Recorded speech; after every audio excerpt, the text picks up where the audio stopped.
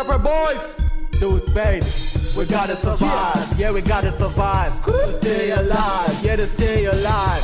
You better be ready, or you better be steady. No, you don't be pathetic. It can happen. Prepper boys, you just gotta watch it all. It can happen. Prepper boys, when the back's against the wall. It can happen. Prepper boys, since there's no one left to fall. It can happen. Prepper boys, it can happen any minute.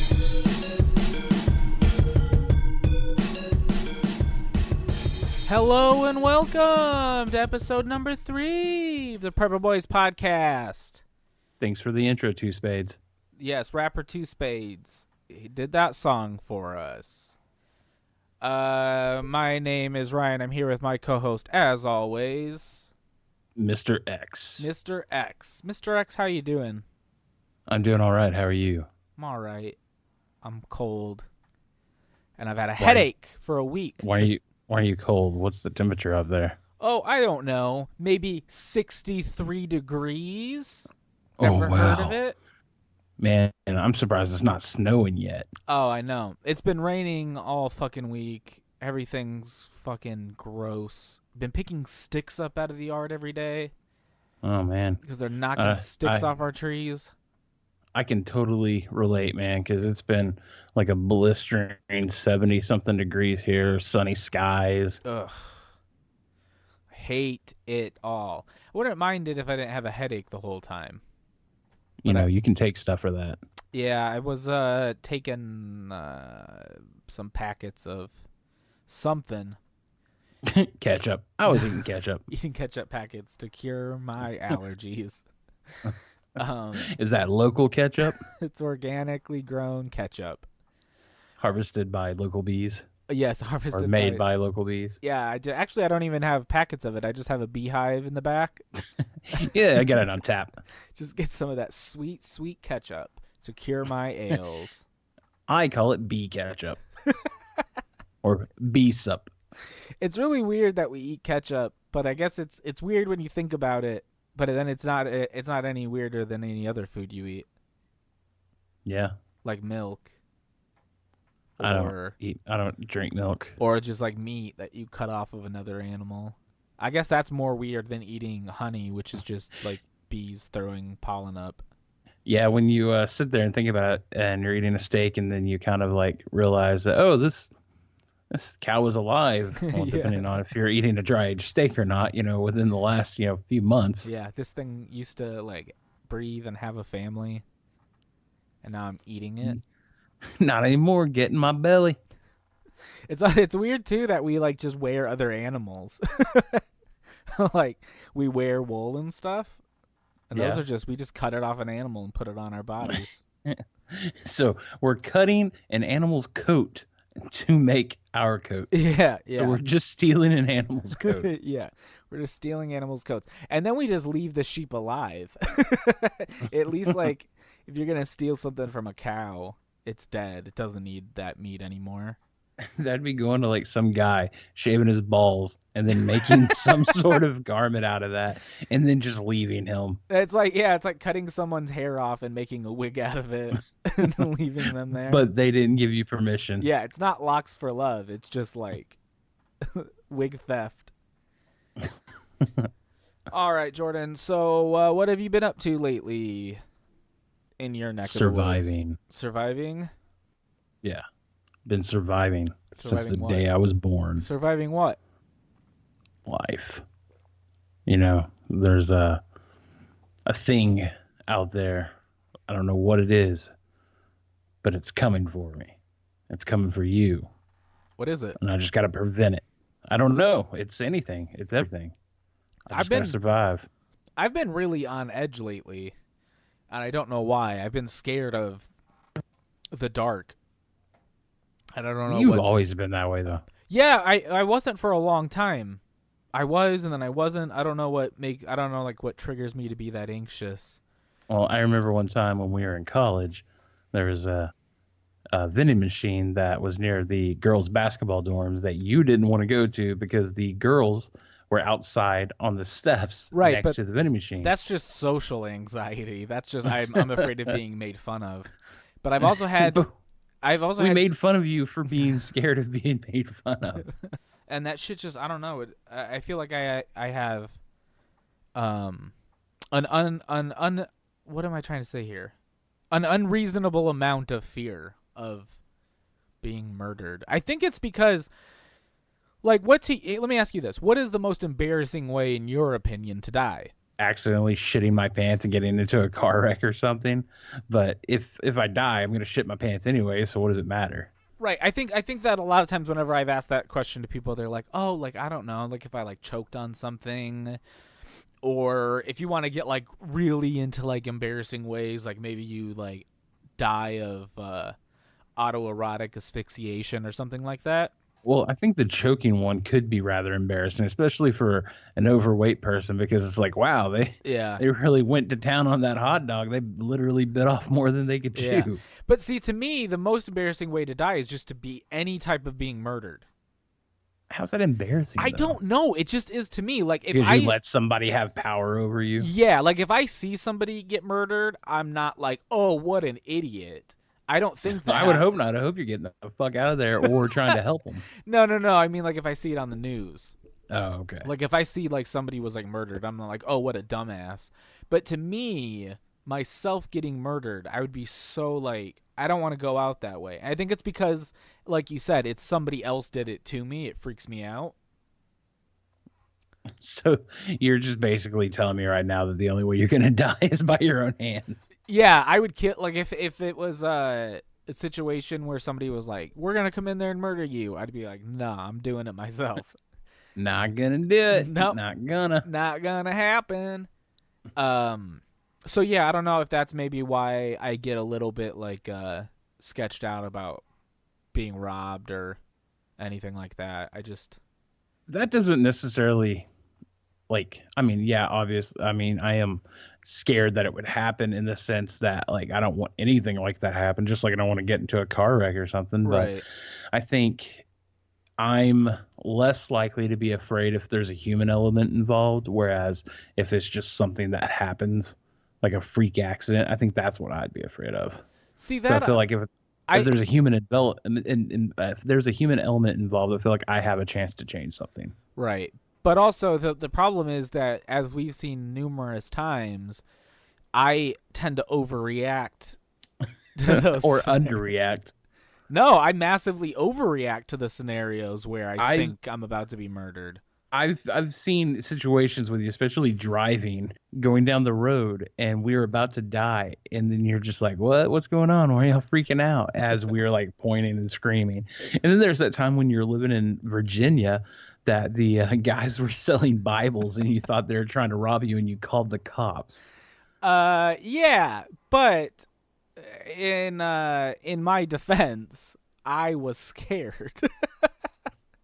I mean, I guess that was you overreacting. Yeah. You definitely underreacted to the aftermath. You're like, oh well, Yeah. no big deal. I Yeah. just got these guys arrested for trying to tell me the word of God.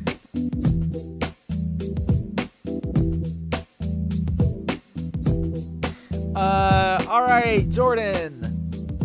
Do you know what time it is? No, what time is it? I don't know. How can we find out? I don't know. How about we Let's check the doomsday clock.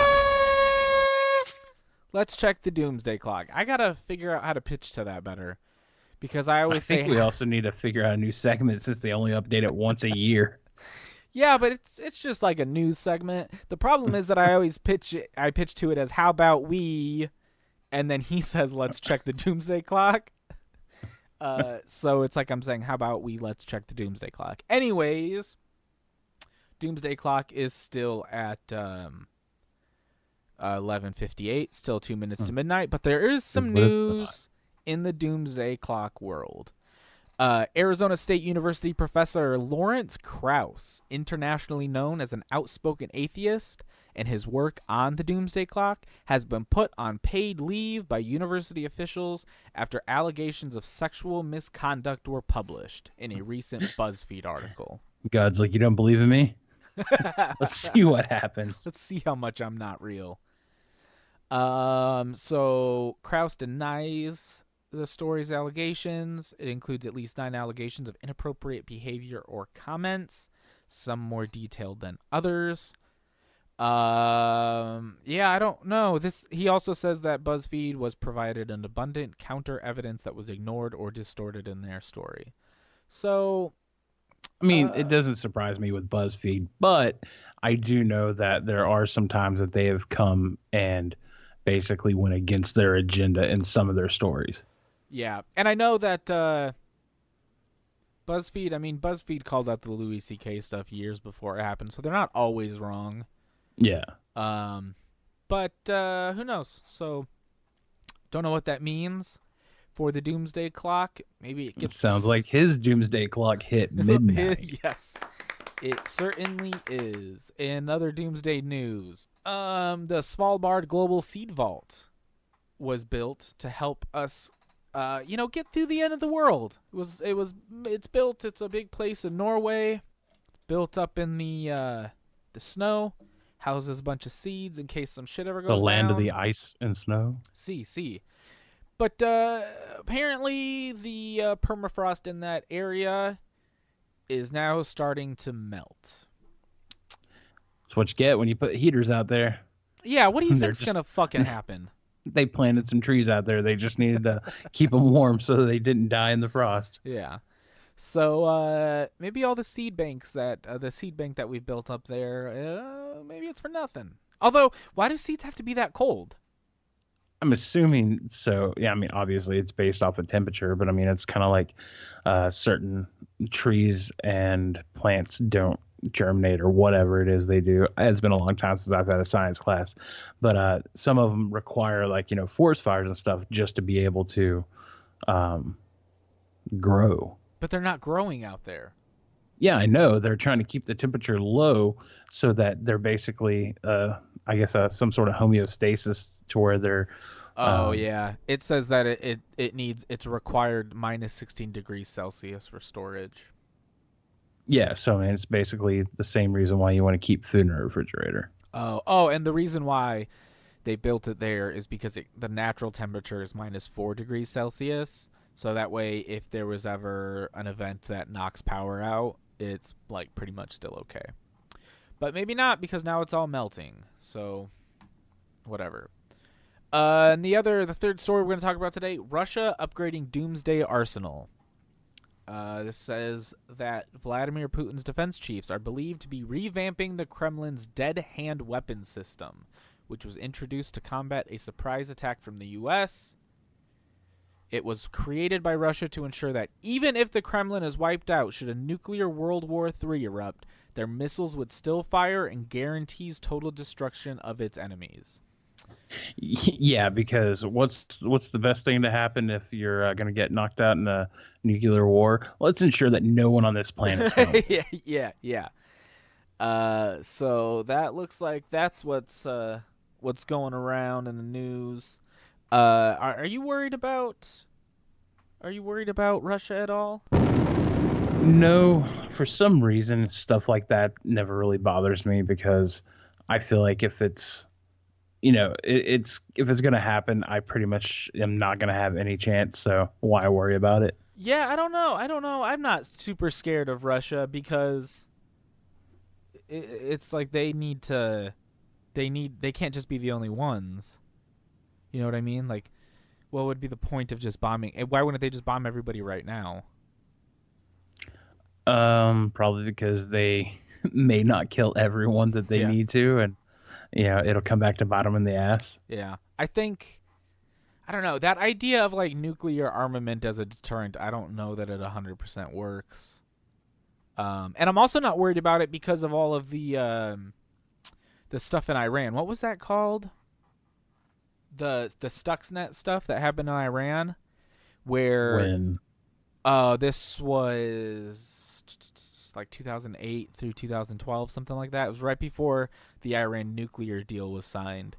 And basically what happened was the U.S., along with Israel, like the intelligence agencies, they planted a virus in Iran's nuclear facilities. Mm-hmm. and it was super smart. And what it would do, this virus would just lay dormant and just record what the machines were doing. Yeah. And once it had enough, it would send out those same signals. So it learned enough about, like, when you're doing the centrifuges where you're separating and enriching the uranium, it has to be held at a certain temperature and rotated at a certain revolutions per minute. And so this program just like laid dormant and recorded all that information, and it recorded enough that it could randomly generate its own. And so it would be, the virus would spit out these fake numbers to the computers so that the researchers who are like monitoring them were like, oh, everything's fine. But then they would like lower the temperature and up the temperature, and they would spin the centrifuges out of control. And so all of these Iran nuclear facilities just started like exploding. Like the centrifuges just started exploding all the time. They couldn't figure out what was going on. And it went on for a long time before anybody actually figured out what it was. And I don't even think it was Iran. Like, I think it was like, if I remember correctly, it was like UN people or people in Britain got a hold of it and were like, what the fuck is happening? And they realized that, oh, this is a virus. So I'm not super concerned about that. I've also read a lot of things that a lot of times when North Korea has a missile failure, that we did it. Yeah, I've read stuff about that. Yeah, so I don't get too terribly freaked out about that stuff. I would be more concerned about somebody hijacking our systems and blowing up our missiles while they're still in the silos. Much more than I would. You just put it out there. Way to jinx us, you ass. Vladimir Putin's listening to this. He's like, I never thought of that. Oh, those GD prepper boys. Prepper boys. Donald Trump's going to call us like, what have you done?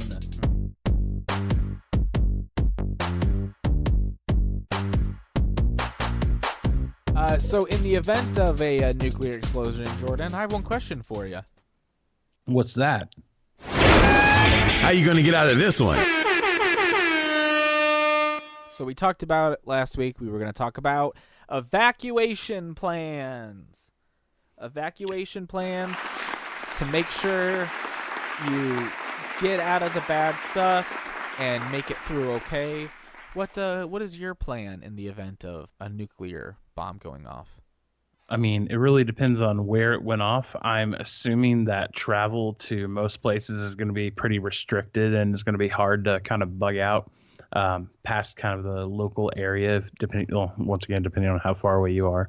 Like for me, to get somewhere that I would actually feel safe, I would either need to get to my in-laws or to my parents' area, just because, you know, my in-laws are pretty well laid into where they're at. So they've been there for years, so they know everything about the area and all that. And same thing with where my parents live. That's where I grew up.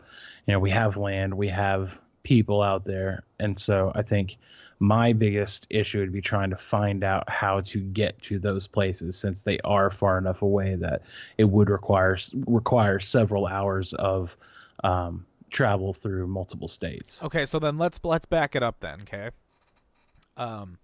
What are you doing right now so that if you turn on the news, you turn on your TV and they say Russia or North Korea, whoever, let's say North Korea, and let's say it's not a war, they popped one off, right?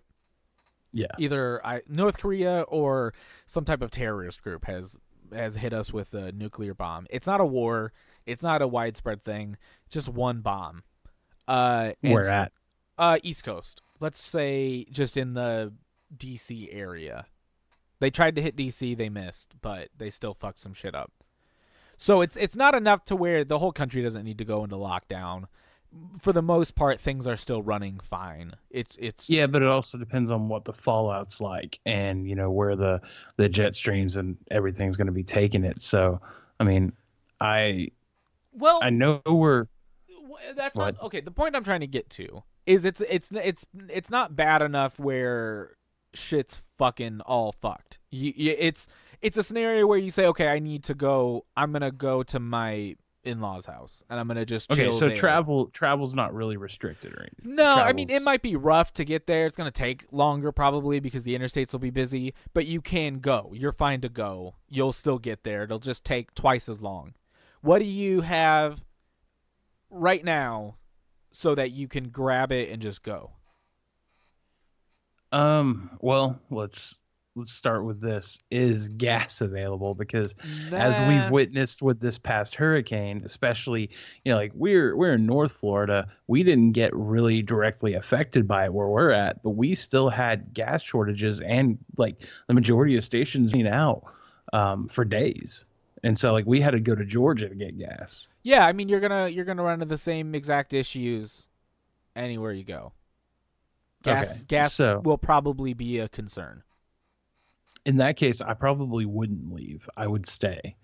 Obviously, you're going to want to stay in at least for the first 24 hours because you don't want to be in anywhere near any sort of fallout. Which, granted, where I'm at, if it hit in that area, it would probably take a few days or weeks or whatever. I don't necessarily know. I'm not a climatologist or any sort of weather expert. But I do know that you want to wait at least 24 hours before you do anything. But the first thing I would do is get plastic, visqueen plastic sheeting and tape up windows and doors and everything, and basically just do my bug-in plan until I find out what's going on. If it gets to the point to where interstate travel is possible, then we most likely would end up packing and going to her parents', waiting from there. If anything gets worse, if it's going to be getting better, then we gauge whether we go to my parents or not, because we have much better resources in that area than where we would go for her parents. Okay. What if you run into a situation where how do your plans change if it's a nuclear war now? Okay. I mean, I think that's kind of you just tuck your head down and hope you don't get blasted. What do you mean? So you just Like, never if leave your it's house? If it's a nuclear war, Yeah. and there are missiles going, yeah, you're not going to want to go anywhere because you don't know what's going to get hit. Yeah, you may get hit staying in place, or you may be near the heaviest fallout, but you also may be in the direct line of fire. You may get cut off. You may not be able to make it there. You may end up on foot, hundreds of miles away, and not have any information about the local area. And so that's why, like last time we talked about making sure you have maps, making sure you have information for the thoroughfares and the areas that you will be going through. But I still wouldn't want to be in that situation and get cut off. So I most likely would just stay where I was at and bug in. Okay, so you turn on the news and they say we just got hit by Russia. Or let's actually say it this way, because this might be a better scenario. Let's just start that over. Okay, so let's say then you turn on the news and they say, we just got hit by a nuclear bomb from North Korea. The government, the Pentagon, has just launched bombs at North Korea, but we're pretty sure that now Russia's going to get involved and there's going to be some shit happening, okay? Mm-hmm. It's almost definitely there's no way to gauge when it's going to start, where it's going to happen. You just know this is the start of the end of the fucking world, okay? Yeah. What do? You stay at home?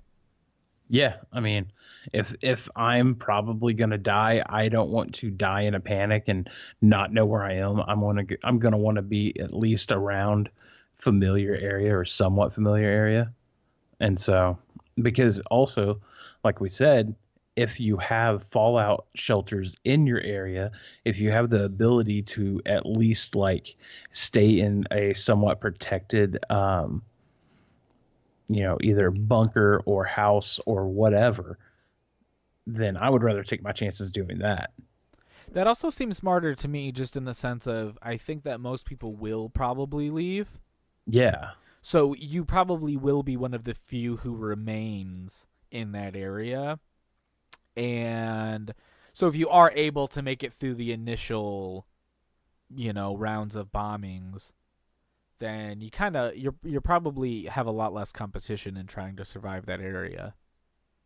Yeah, and I mean, luckily, like where we're living at currently, it's kind of a tucked away area that not many people actually really know about, and if it ever got to the point to where there were looters and everything, I think it'd be a while before they got to us, and by that time, I think we'd be pretty well armored up.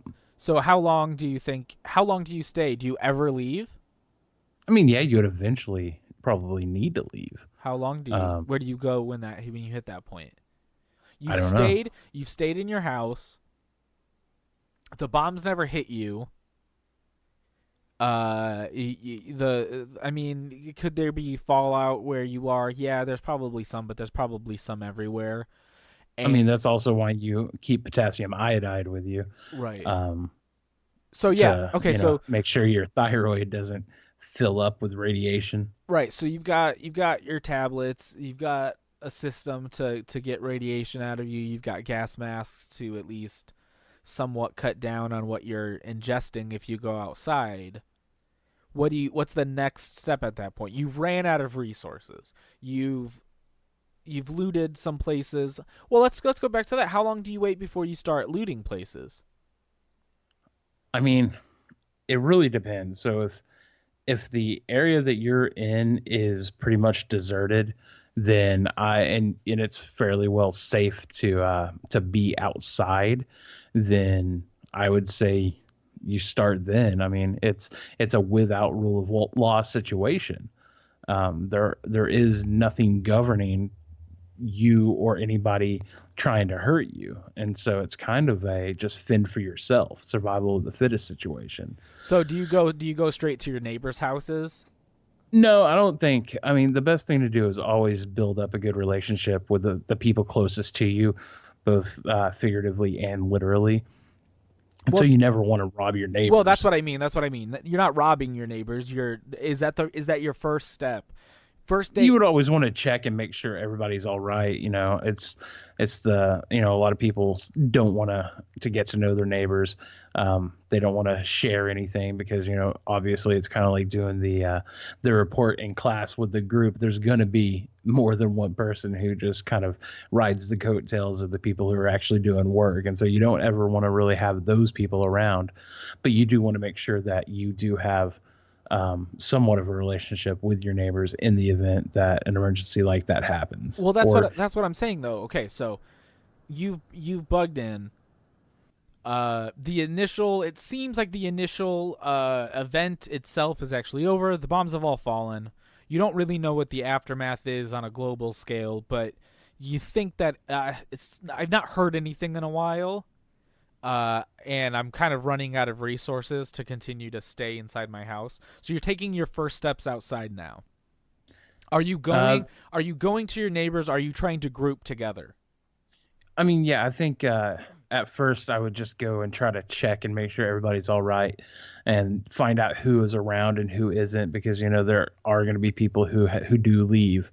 If it's a situation to where they may be coming back, then their houses will be left alone. But if it's like a without rule of law situation and there's no telling when anything actually will be coming back to normal, then I do think you band together and you pool resources. I mean, obviously you're going to want to have your own personal stuff because you always want to take care of number one in that those types of situations, but you at least need to have somewhat, like we have some reserves that, talking about the two is one is none ideology or philosophy. We always have the extra so that we can share in the event that we need to. Yeah, I'll say too, that's one thing that fucking I think would be the worst situation to happen, is that you get into that spot and you're like, fucking, it's all over. Like, the world's over, every man for themselves. And so then, like, you, like, start robbing people's houses or, like, just taking whatever you need. And then, like, a week goes by and everybody comes back and they're like, no, it It was just one, and then you go to jail. I actually had an idea for a zombie movie like that when we were in college, where it's an April Fool's joke that a radio station and the local television stations are wanting to play on a town, and these stoners or whatever, these kids who got drunk the night before and didn't wake up and realize it's April Fool's, think that there's an actual, it's kind of like a War of the Worlds Right. situation. They think that zombies are actually attacking these people, and so they go out to like basically try to save humanity, and what's really happening is they're just outright blatantly cold-blooded murdering people but not knowing it, and then they eventually like have to face the music, and it's not necessarily going to have a happy ending at all. Yeah, the But end of I it is think just all of them in jail. Yeah, I think it could be a good dark comedy.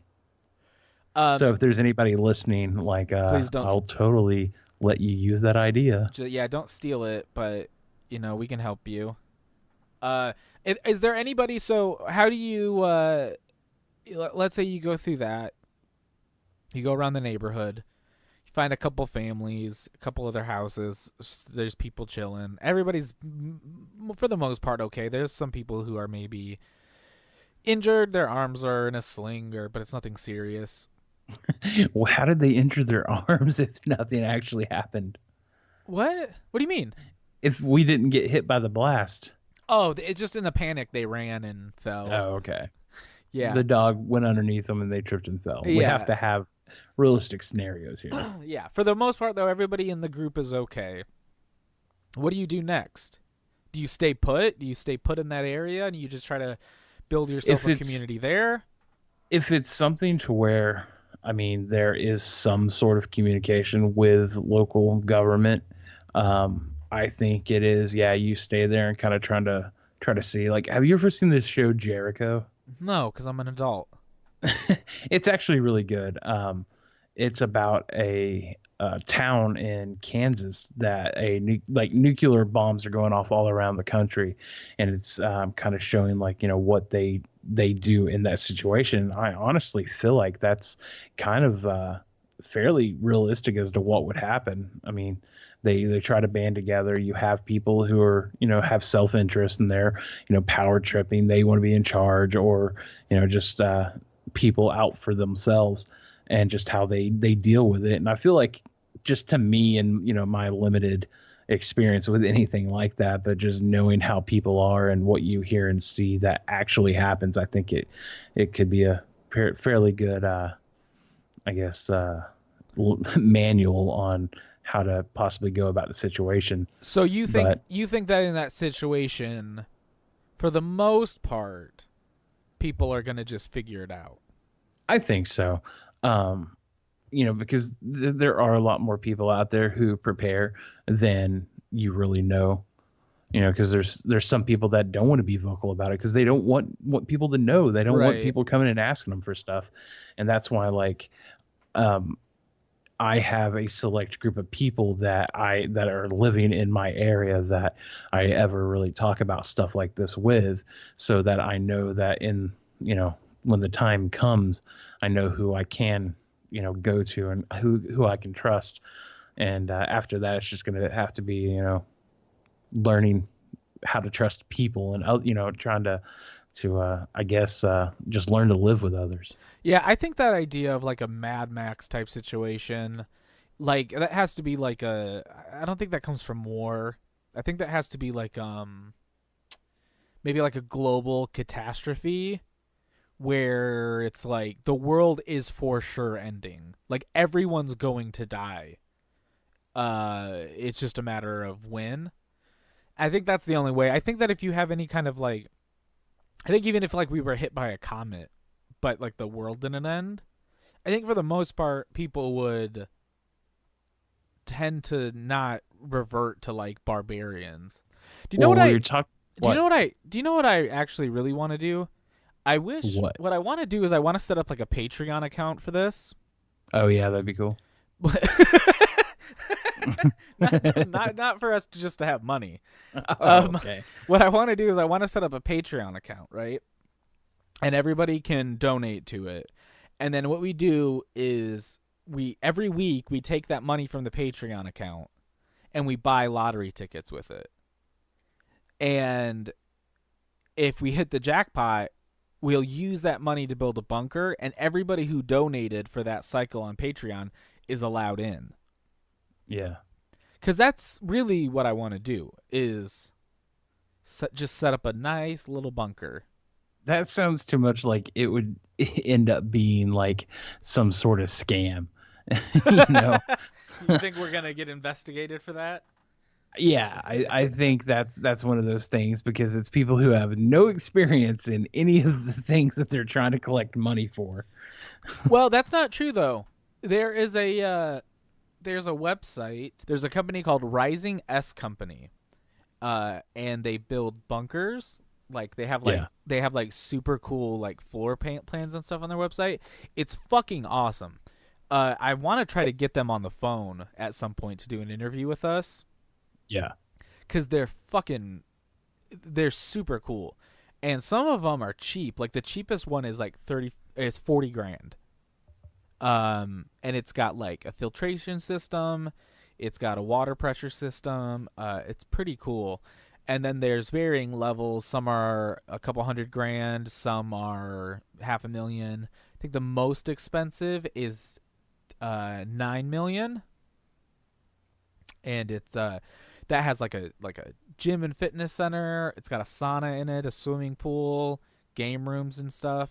It's pretty cool. And they also too, they'll like work with you to like design one. But the super cool part about it is that money is like that $8 million is everything. That's them like bringing it to you, digging the hole, putting it all in, building it. You know, it's interesting. $8 million or whatever it is, any of the prices. You know, if you've got a couple $100,000 laying around, if you have 200,000 laying around, you can get a 10 by 50 basically house built underground. And for that money, they build it, and they just hand you the keys and say, all right. They have some pretty cool demo videos as well. They're located in Texas.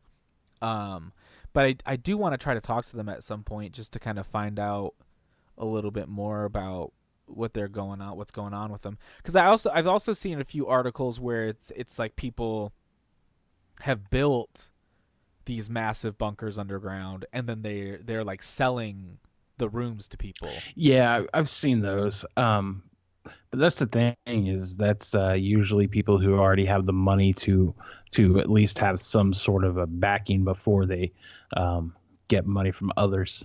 Right, yeah. And that's the thing though. I don't want to be in a situation where like if I'm going through all that hassle, like I want to be at least somewhat in control. Like I don't want to be like the main guy in charge, but like I want it to be like people that I'm friends with already. We're sort of like the people who are running shit when we're all living there. You know what I mean? Yeah, and there are a lot of people who are doing stuff like that, but they're just doing it on their own.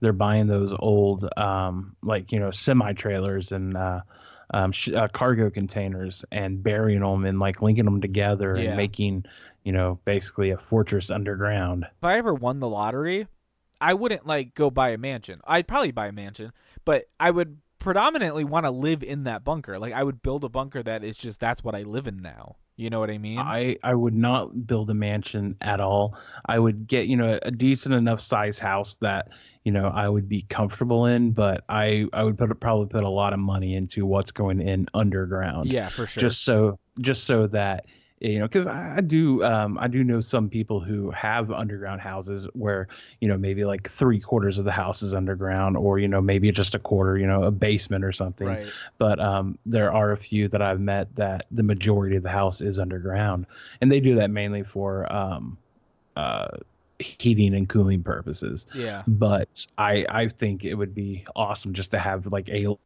almost another home, or maybe even the size of 2 homes underground. Yeah. I've seen obviously in Rising S's in their like demonstration videos and stuff that they have, they can do it a lot of different ways. A lot of them are just like a latch that's in the yard somewhere that you just like pop it open and you go down in there. But you can also have it to where they're like you have multiple entrances, so they've got like one in the house, like in the basement, is like the main access point to get in. You know what I mean? And then they've got maybe one that's outside. That way, in case if there's something that happened to the house, you still have a way to get in there. Or if the main entrance is fucking compromised somehow, you have a way to get out without people knowing. That's how you're getting out. They have like a whole like garage area. Yeah. With like a tunnel that goes out that like a thing rises even if it wasn't to prepare for anything, I still think that shit's cool. Right, yeah. I think it would be cool just to even have that kind of stuff going on. Oh, yeah. And of course, you're never really going to be able to show that to anyone because you don't want people knowing, your secret passages and shit. Right. That's my goal, though, is I just want to win the lottery, and I'm going to build this thing, and then I'm going to mail a select group of people a code that, like, it's like, just fucking all you need to know is this, and you can come in. And my address. Yeah, you also need to know my address or the address of the bunker, and then you just put this little code in, and the doors would open, and it'd have like security cameras and shit outside to like, I could see who you are, make sure that you're acceptable, and I'd also have this is what I would do too. I would have a fake bunker. So that when you first go in, you got a big sign outside that just says bunker. No. Like it has like a fake entrance. So when you go in, it's just this shitty little bunker. That way, if anybody comes into it, they think like, oh, that's all this is, blah, blah, blah. Have like a bunch of supplies, like, ripped open, like it looks like you've gone through everything. Right. And leave some note to like a fake wife. That's like, me and the kids went here. Come find us. But then, like, hidden behind a bookcase or some shit would be the actual entrance to the actual bunker. See, I don't know if I'd want to do that because, I know some people who may accidentally stumble upon something like that just because they would be snooping around and be like, well, is there anything else in here? Yeah. Oh, let's pull this book. Oh. Well, yeah, but it would also, like, you'd have to have a code to get in. Here comes the door opening, and I'm sitting there on the toilet taking a shit while these looters are just staring at me. You build a you build a $10 million bunker, and you get fucking capped on the toilet by raiders. Just because you didn't want to build a separate area. Just because you wanted to be fucking cute with your bunker.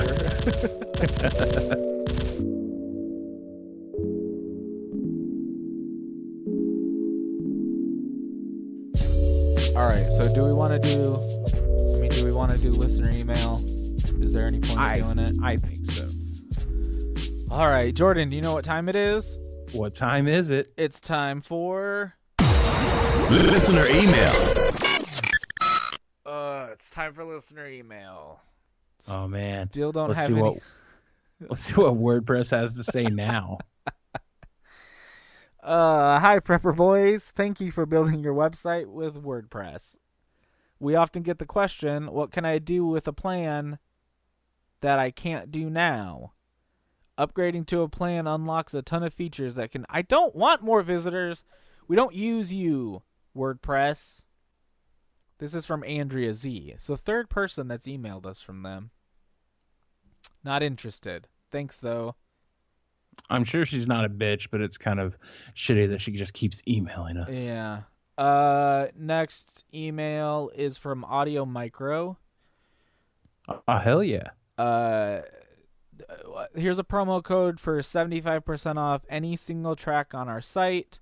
Audio Don't Micro. say it. Don't say it out loud. Don't say the promo out loud. Let's use that. Okay. Audio Micro now boasts over 160,000 royalty-free tracks and 300,000 plus sound effects. Well, don't worry about it, Audio Micro, because I've gotten a bunch of other sound effects from a different website that was free. Actually, let's do this. Jordan, guess what? Did you know that this episode of the Prepper Boys podcast is actually sponsored by Audio Micro?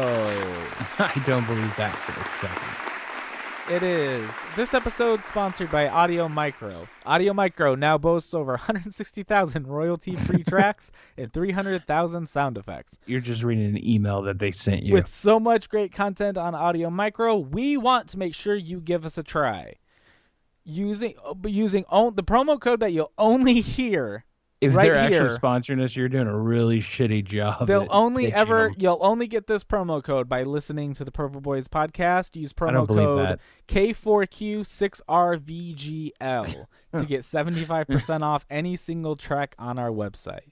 That's Anybody listening? audiomicro.com. The We are stock not being audio sponsored library. by anyone at all. Why are you ruining this for us? I'm not ruining it. I'm just trying to cover our ass. Why? Nope. Because Audio you never Micro. know. Audio Micro sent us 10 free sound effects as part of the sponsorship. They are official sponsors of our podcast. They are not. Next They're email. Next Unless email. I see money or something, they are not an official sponsor. Listen, money's not going to get you anywhere where the world ends. The only tradable could. commodity is going to be royalty-free sound effects and music tracks. Because, if money can't get you anything, that royalty-free sound effects and music tracks can. And then the next email we got is from Hulu. Top 5 reasons to subscribe to Hulu. I only need one, and I've already subscribed. Their number 1 is Hulu Originals. Number 2 is No Hassles or Hidden Fees. Number 3, thousands of shows and movies. Personalized No for hassles, you. my ass. When you pay for the commercial-free stuff, there are shows in there that have to have commercials played in front and after because they really? are not a part of that plan. Oh, well, I don't know. I don't use it. And you know what? I also don't know why I have a Netflix subscription, because almost anything I ever search for on Netflix isn't there. Yeah, Like, that's why I have subscriptions to Netflix and Hulu and Amazon Video and Showtime and Stars. the and only HBO. thing I ever watch on Netflix are, like, they have a lot of, like, I don't even know, like, a lot of, like, conspiracy or, like, hidden truths websites. You want to get into some shitty, conspiracy videos? Amazon Prime, Amazon yeah? Video. Yeah, dude, they're all over and they're so terrible. Okay, so The quality. I was watching this one show on Netflix called Origins. And so this is season 1, episode 1 of Origins. It turns out you're dyslexic, and it was just a show about Oregon. No, it was the show's called Origins. Episode 1 is about the helicopter, scuba, and space travel. And but there's no broader context to any of it. It's just like a guy being like, this is how they developed the helicopter. For the helicopter, it's like Da Vinci invented it, and then the episode's over. No, it's just like Da Vinci drew a picture of it, and then some guy made one, and then they fucking made it better. All right, now on to scuba. Da Vinci drew a picture of a scuba system, and then Everything's done by Da some Vinci. guy made one, and then later they made it better. Now on to space travel. Like, that's the whole fucking show. And then the other show that I was watching, let me see if I can find out what it's called. Top 10 Secrets and Mysteries. Yeah. And this whole it's gonna start playing. It's just a website where it's literally a BuzzFeed list. And so I hate shit like that. yeah, the whole premise of the show is it's like top 10 crazy mysterious creatures. And this is the And they have format. a BuzzFeed logo on there that's kind of like Yeah. crossed out. Yeah. This is not from BuzzFeed. It's like when you see a video on YouTube where they've covered up the original watermark and they put theirs Yeah. over it. And it literally, the whole show is just like number 10, Chupacabra. Some people think of the Chupacabra is real, but someone said it isn't. But who's to really know? Next item. So this kind of like makes me think of, because there's a lot of YouTube channels that do the top 10 list or top 15 or top 25. Yeah. And it's amazing about how like shittily done they Yeah. are and how many subscribers they have. Mhm. Like not knowing how to pronounce basic words. Yeah. Because it looks like somebody's just reading it off a piece of paper and like they've never, heard of the word alternator. The Yeah. Altanar. Yeah, and there's people who they just it seems like a lot of those are done by like foreigners, And so there's like no I mean, context to any of it. It really is something that they've just like ran through Google Translate. Yeah, or it's somebody who speaks fluent English, but they're just oblivious to a lot of just cultural information or any information in general, because it's just mispronouncing, names of towns and stuff that I would think are pretty common and pretty prevalent. The knowledge of it's prevalent, but no, and it just pisses me off whenever I see one. The moment they make a mistake, I click off and I never visit that channel again. Or I've been watching too. I've been watching a lot of like brain teaser videos. Yeah, but they're like really wrong. Like they're not right. No, but this isn't how it works. Every format of those videos, it's just like a guy and he's just like, dude, I don't know. They're just so bad. They're like the Loch Ness Monster. Like the Loch Ness Monster is like hanging out, and it's just they do no research. Yeah. And there's actually a conspiracy channel or a YouTube channel about conspiracies that is pretty popular, and it you sit there and you listen to it, and like you'll think like, oh, they're not going to talk about this, and they'll talk about something that you're like, oh, like this is probably a lesser known thing about the subject, but then like they totally butcher it and you're like, no, that is absolutely not true, that is wrong. Yeah, or they give like old information. Just to me, what's so annoying about it is that they're just like they're just on the fence about it. Like every single fucking video that you watch about like any type of like mythical beast, they'll be like, does Bigfoot exist? This, that, but who knows? They never give you any actual information. Yeah, like nobody ever like stands their ground. Everybody's just like, well, I've not seen it, but I've not seen a lot of things. Some hunters in Canada came across a cadaver, a carcass of some sort. They believe to be of the mythical creature Bigfoot. Later, tests confirmed that it was a moose. And it's like, what the fuck? Why even put this on there? It's no information. It's literally non-information. Yeah, exactly. Yeah. And it's not even like, it's one thing if you're going to talk about Bigfoot and you're going to talk about like that footage, or you're going to talk about the Loch Ness Monster and you're going to talk about like the pictures that everybody knows. And you're going to say, like, those were disproven, blah, blah, blah. But to just talk about, like, a random hunter who's, like, he thought he found hair, turned out it was a bear. So who knows? It was an area where a bear and a beaver had both lost some hair. That's why. And that's why it looked different. Next topic. So fucking dumb. Anyways, that's it for listener email. If you have any questions or comments for us, remember you can email us at prepperboys@gmail.com. I'm just going to give my mom the email address and tell her that if she ever has a question for me, she just needs to email that email address. So listener email will just be your mom's questions. Hey, your dad and I were wondering.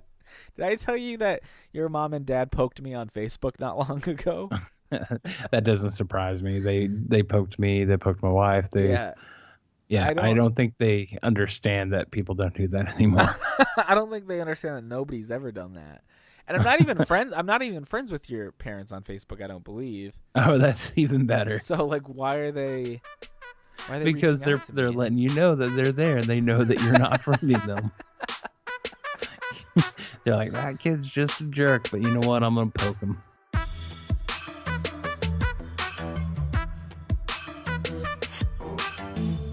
Jordan, do you know what we should do right now? No, what should we do? Let's wrap this up. Time to wrap this up, Jordan.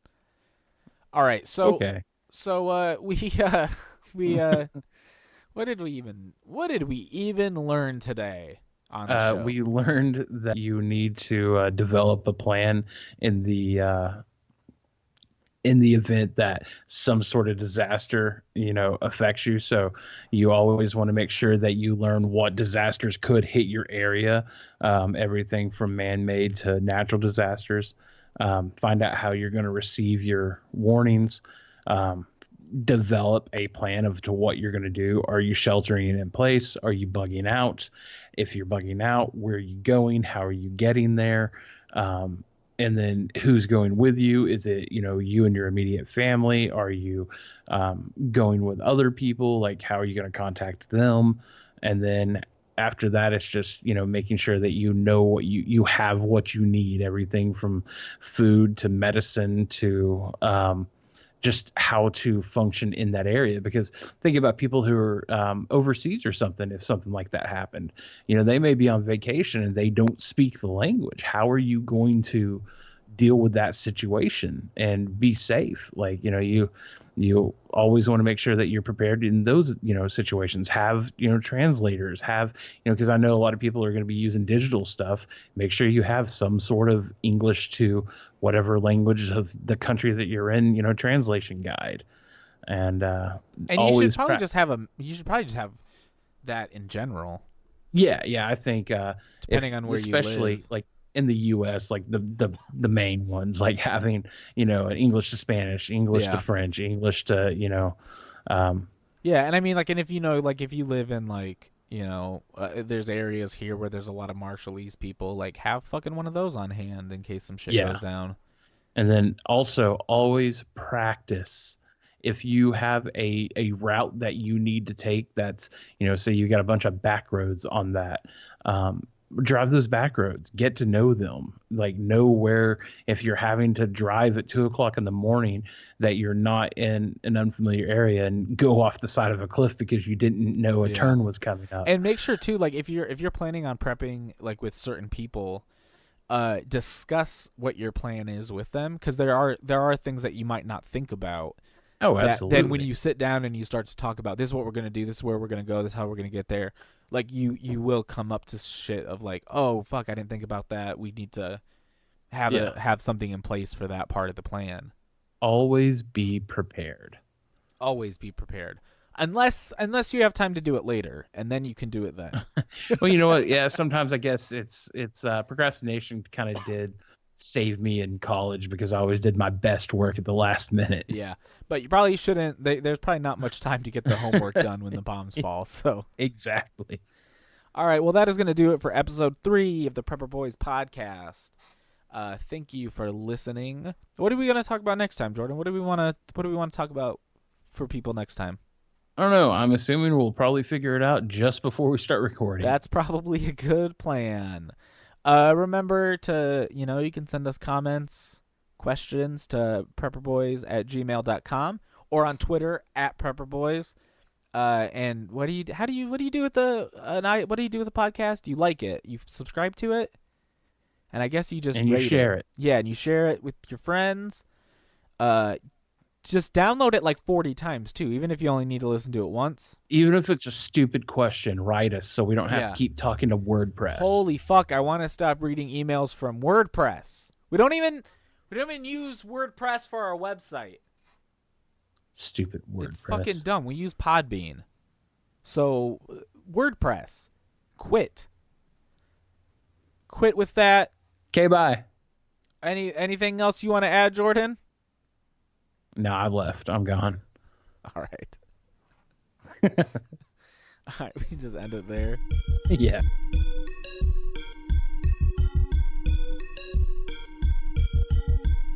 Prepper Boys, do Spain. We gotta survive, yeah, we gotta survive. To stay alive, yeah, to stay alive. You better be ready, or you better be steady. No, you don't be pathetic. We can happen. Prepper Boys, you just gotta watch it on. Prepper Boys, when the backs against the wall. Prepper Boys, when there's no one left to fall.